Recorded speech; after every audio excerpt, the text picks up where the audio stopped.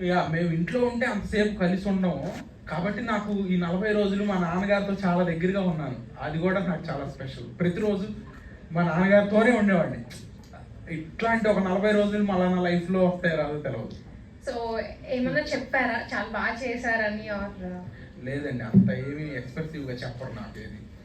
ఆ పద్యం పాడాను కదా, ఆ పద్యం సీన్లో చెప్పారు, అందుకే నేను పద్యం పాడాను. మళ్ళీ ఆ పద్యం సీన్లో చాలా బాగా చేసాము. ఎలా చేశారని అయితే మేము రేపు 26th చూసి చెప్పారు. చూసి రేపు చెప్తారేమో, ఆడియన్సే చెప్తారు మీకు. Okay, thank you. Wish all the best. రక్షితమ్మ, దిస్ ఇస్ యాంకర్ రాజేష్.